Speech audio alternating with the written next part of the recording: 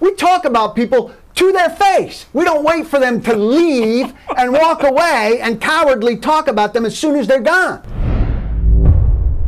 There was an incident with a woman who said something disagreeing with you, right? Oh, there was a or play you, of the you play. and your wife. Disagreeing with my wife. So Yeah. she's a mom, it seemed, of a player on the other team.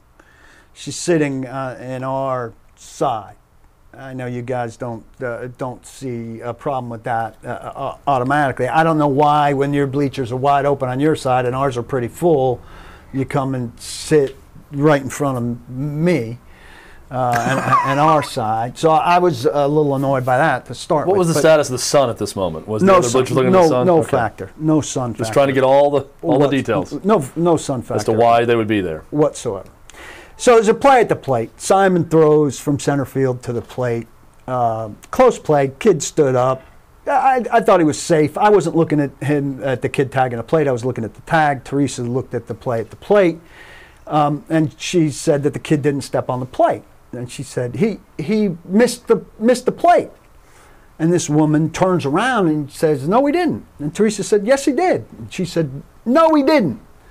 And Teresa said something along the lines of and this woman was very aggressive about the "no, he didn't," and very aggressive about like turning all the way around to face her.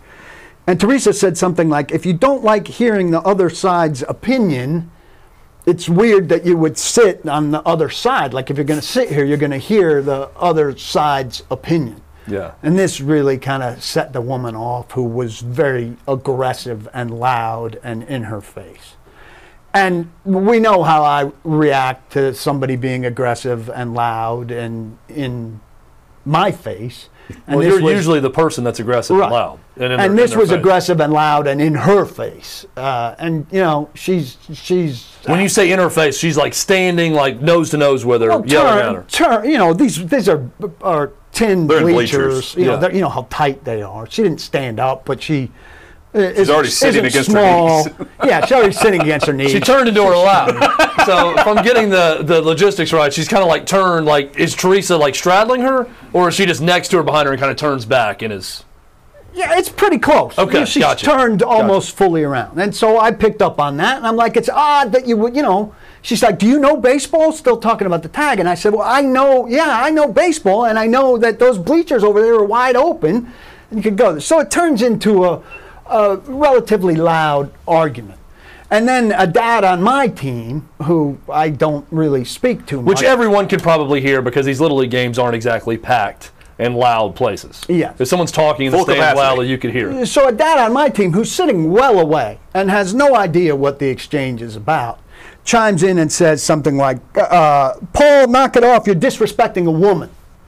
Now, you guys know that I've been involved in men and these things, and I'm not, respecting women is important to me.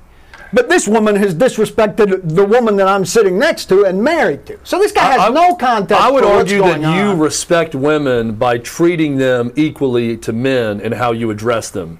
And you've had multiple arguments I've seen with women that are equally as severe as men. Much like at the Super Bowl, you treated that woman walking the player around, like I treat Justin Forsett, like you would treat a man. Right. So, yeah. But the idea that can be loud. I should defer to this woman yelling at my wife out of some gentlemanly respect for women is ridiculous, and that this guy from 20 feet away from the argument should mediate it is ridiculous.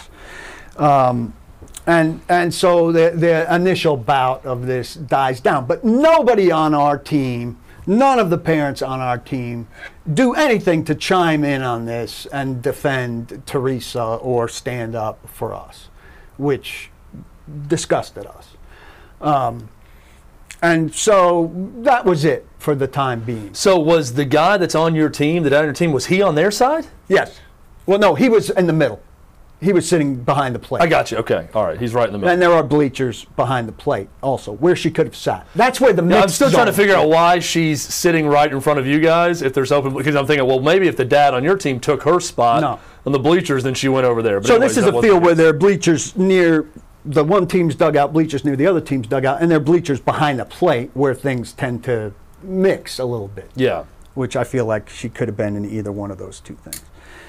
So that ended that. But then this Did you dad, step away from the situation at some point? No, we stayed because we were kind of pinned in. We were in the back left of these bleachers. Teresa's got the bad back. It's hard. She needs to get settled and be somewhere. So we just kind of bared it, and it died down. Now they're texting each other or whatever.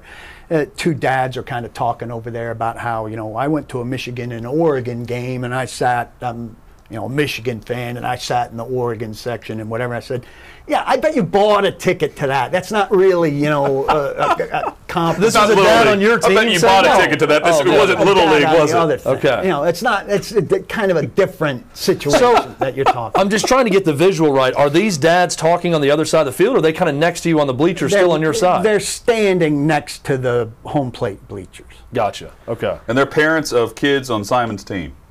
Those two were parents of kids on the other team. Okay. So everyone's on the same side. These other people are texting them. They're having a good laugh, whatever. We're trying Seemingly everyone's on the same side against you. Yes, everyone's against us. Yeah. So, whatever. We watched the rest of the game. They're losing pretty badly. Simon gets called in with the bases loaded to try to work out of a jam. It doesn't go great. Throws the last inning much better. 3 outs and 4 batters. Teresa's back, at that point, she needs to stand up and walk around. So we stand up and go stand on the path. I talked to one dad who I consider one of my 2 friends, that I'm closer with on the team about the whole thing. And this woman is clearly talking bleep about us as soon as we left on the thing. And she's still in the same spot she was in the whole time, has not moved. So Teresa kind of shouts like, "We're still right here."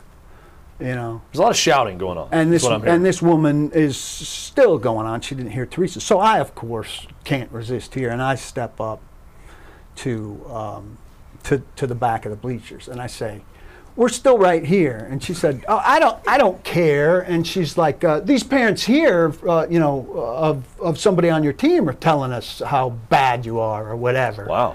To which the woman immediately sold out your teammates' parents. Maybe she did, but she also said that's not really what I said, Oh.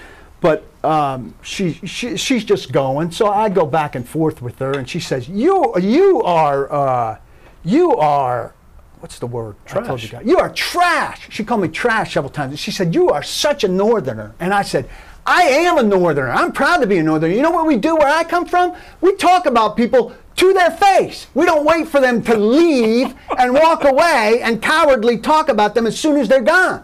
Like I'm doing here. I'm addressing you to your face, talking about me as soon as I leave, instead of waiting for you to leave so that I could talk about you after you're gone." Thanks for watching. Be sure to subscribe and hit the bell so you're notified every time Outkick 360 goes live. We are live weekdays, 11 a.m. Central, noon Eastern, right here across the Outkick network. And while you're at it, like this video and let us know what you think in the comments below.